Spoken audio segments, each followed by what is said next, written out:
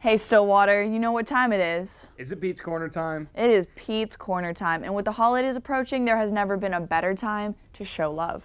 And that's why on this edition of Pete's Corner, we're going to show you how Stillwater gives back to the community and how you can too.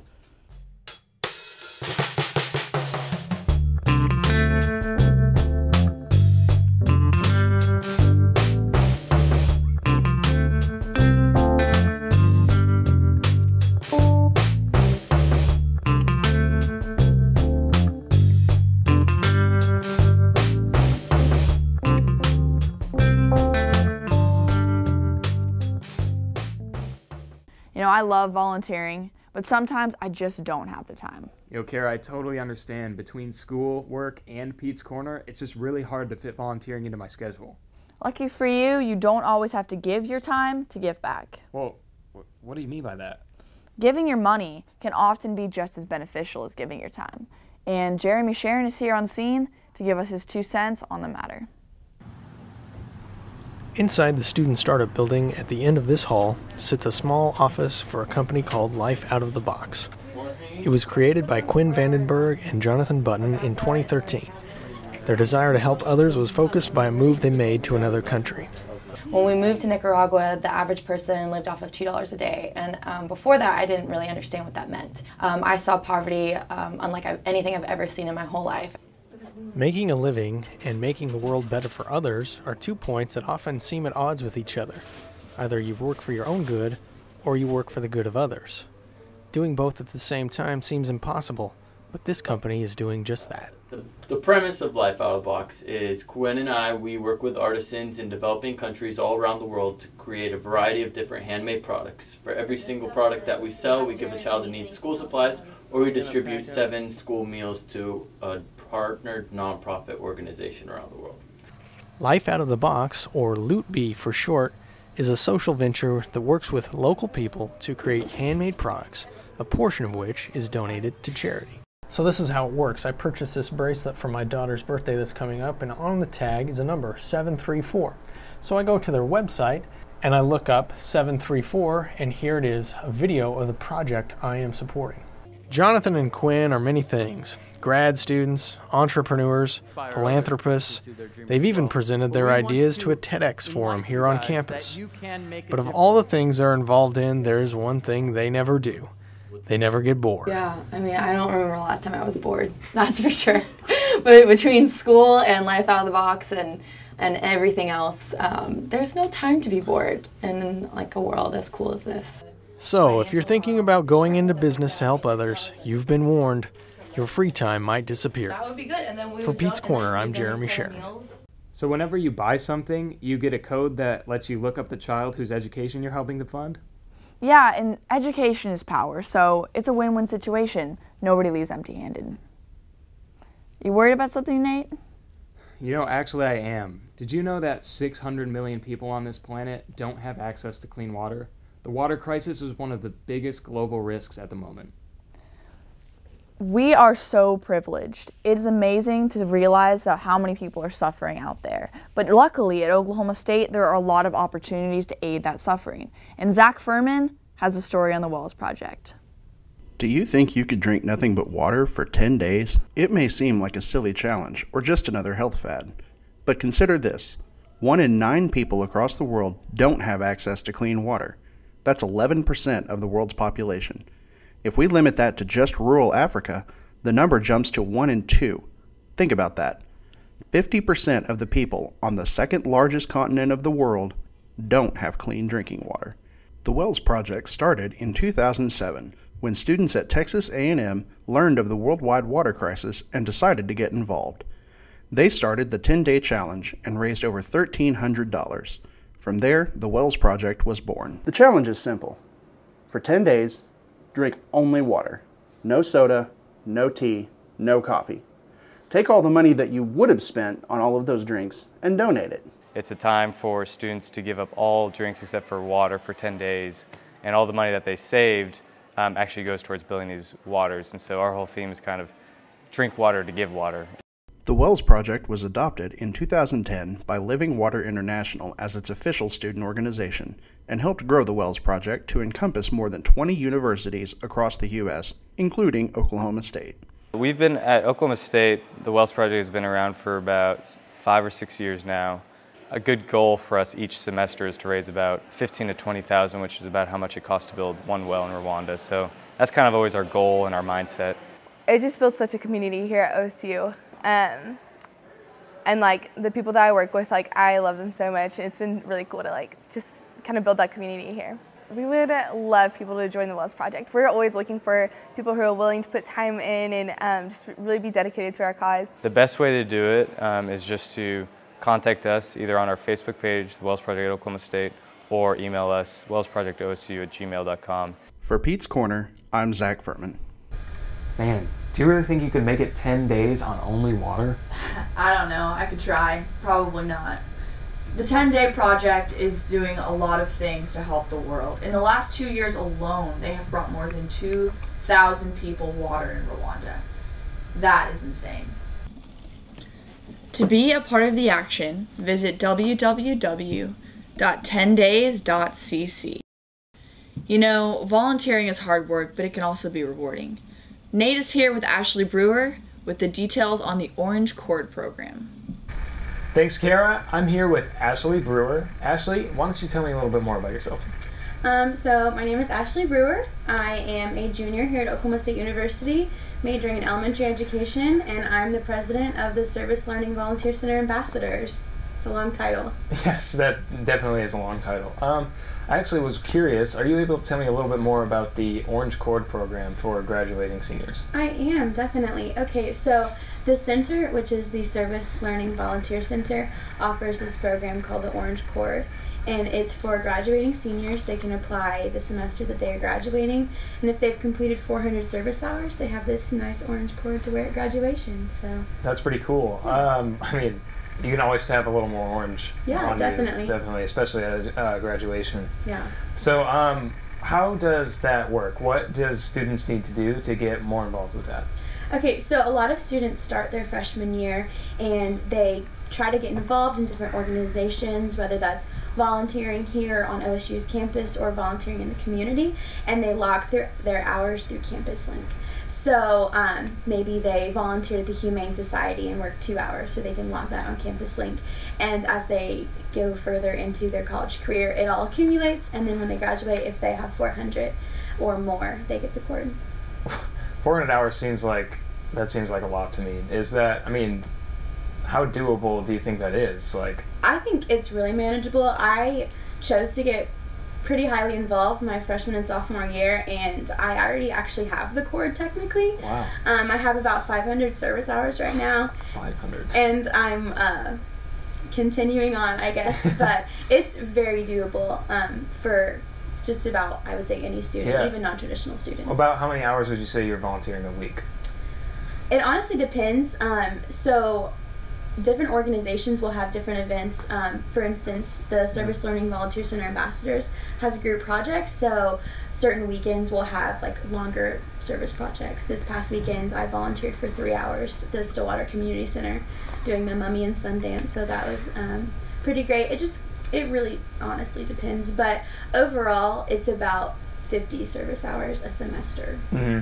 Which is doable in the scheme of like breaking up the weeks. Yeah, if you have a plan, I'm sure it's definitely makes that a lot easier. Yeah. What services and volunteering opportunities in Stillwater do you think would be best for students to get involved with? Because I mean, I'm sure a lot of students don't really know how to get started. Yeah. I think one of the easiest like gateway volunteer opportunities would have to be the Humane Society. That was the first organization that I volunteered with here in Stillwater, and you just go fill out a small application, essentially just like a waiver, and then you just start volunteering, working with the cats and dogs, and you can just like lose yourself there and spend so many hours there on accident and you don't mean to. So the Humane Society here in Stillwater is a great way to do that. I know a lot of our students have gotten involved with Payne County Youth Services and the Stillwater Community Center and the Wonderatorium. There's so many different opportunities to get involved on campus and in Stillwater. that almost every single like idea or concept that you have, there's someone volunteering some way in the area. So that's great. Well, Ashley, you rock. Thank you so much for coming on the show. Karen, back to you. You know, playing with animals is not only fun, it's also a great way to volunteer. Just take it from Nate.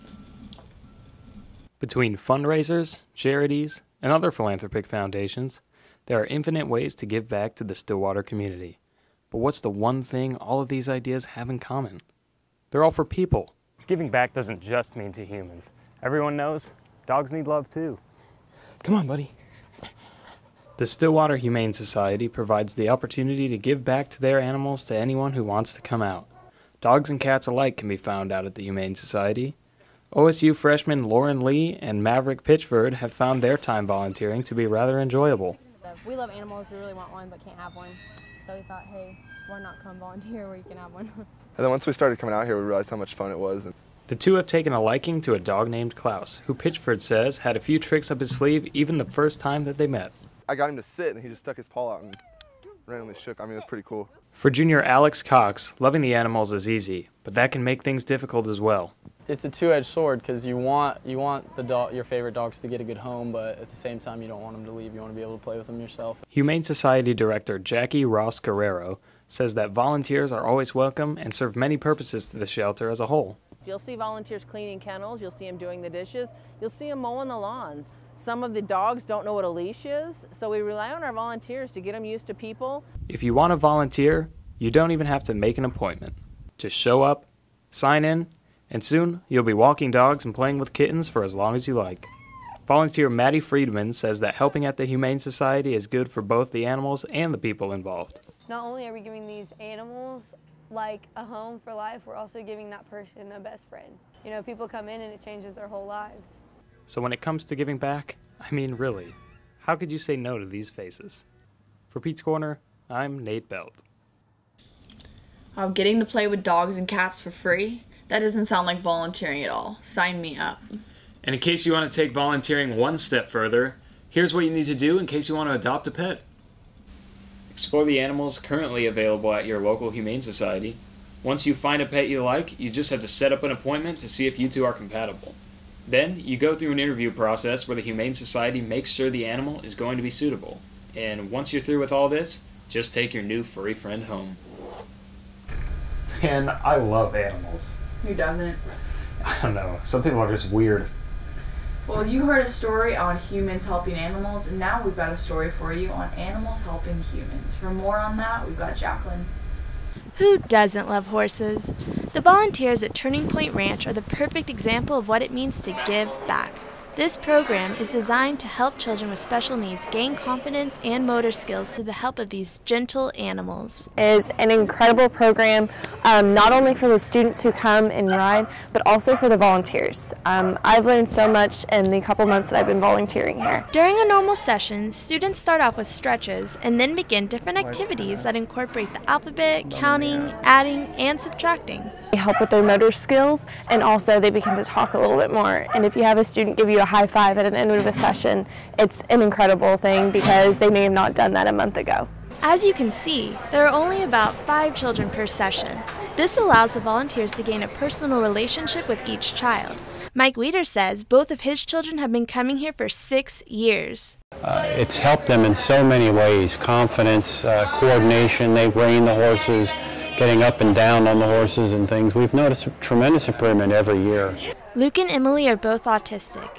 The bond they have formed with the volunteers and the horses makes this a fun and safe place that they enjoy coming to each week. As parents, to finally find something they enjoy doing and can do well has been a godsend to us and to them. As you can see, they're open to all visitors. Every horse here has character and can be considered Turning Point Ranch's most valuable employers. Check out Max here. He weighs a ton. Literally. This is Fame. He was rescued a year ago after being starved and neglected by his previous owner. He's just special, and I think they all deserve a fighting chance, all of them. So whether you're a student, a volunteer, or just wanting to come hang out and enjoy the atmosphere, this place is willing to make an impact on anyone's life. For Pete's Corner, I'm Jacqueline Smith. If you love animals and have seen the impact that they can have in people's lives, Turning Point is an excellent volunteering option for you. You can reach them at turningpointriding.org or call them at 405-269-2225. And now for our last segment, we have our reporter Luke in the studio to talk about his rockin' experience with Meals on Wheels. Thanks, Kara. I'm here with our next reporter, Luke Spencer. Luke, I heard you had an interesting experience this week traveling around with Meals on Wheels. Can you tell me a little bit more about that? So actually, who I was with Stillwater Mobile Meals. It's a common confusion. It's okay. That's a similar program that does exist. Okay. But at Mobile Meals, they're stationed in the Stillwater Medical Center. I got to spend the day with them. I had to sit down and interview with the director, Carolyn Hunger. And yes, that's actually her name. She said she was born for the job. And I even got to take a ride along with some of the volunteers and visit some elderly people, take them some food. But overall, what was coolest about it was meeting those older people. I got to see that there's a whole lot more that goes on there in those interactions than just a meal drop-off. Yeah, that all sounds super cool, and I can't wait to see more. For some Stillwater residents, the ability to prepare a nutritional meal isn't a feasible option. But Stillwater Mobile Meals isn't only delivering an affordable, healthy meal to those in need, but they bring along a little something special on the side. Mobile Meals is a private, nonprofit organization, again started in 1972 actually. And it was started by a group of Presbyterian women that did a study in the town of Stillwater back then. So they found that people could afford the food, but they were not able to stand long enough to prepare it. And basically that is our guideline for accepting clients. We don't care your financial situation. If you are not able to prepare yourself a well-balanced meal, then you're not going to stay healthy. So we want to get into the home, and that's what we do, is home delivery.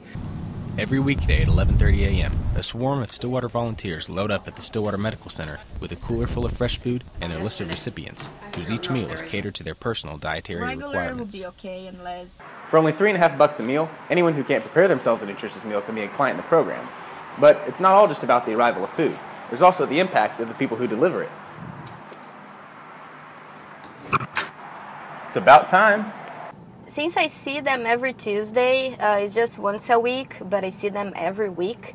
I always ask them how their day are going and how their weekend's going, and they started to tell me about their day, their family, and they ask me about my day, my family as well. So I get attached to them, and I'm glad they do that, so I do the same. Yeah, we enjoyed that. Natalia is one of the many volunteer drivers who have come to get more out of the experience than they originally bargained for. A home visit isn't unlikely when they're on their route, and those are some of the best parts. I'm just impressed with the people who bring the food. They come in, they're just cheerful and happy and so Natalia said it's just, it's encouraging. It makes you feel good.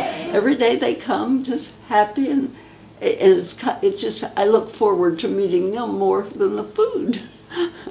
And that makes their life so much easier because they don't have to worry about what they're going to cook, spend time cooking, and they can spend time doing things that they like. And that's what I most like about it, making their life a little bit easier. If you'd like to become a client or start delivering meals yourself, it's as easy as giving Carolyn a call at 405-742-5765. And whether it's food, time, or smiles, Stillwater Mobile Meals is giving back all of the above, while making some friendships along the way. For Pete's Corner, I'm Luke Spencer. Volunteering does not have to take up all your time, nor does it have to be backbreaking. All that matters is that you have fun and make someone's life a little better. Well, as you saw in this week's show, giving back is all about kindness. For Pete's Corner, I'm Nate Belt. And I'm Carrie Chancellor. And make sure you check out next week's episode when we give you all the details on why OSU has America's greatest homecoming. Pete's out.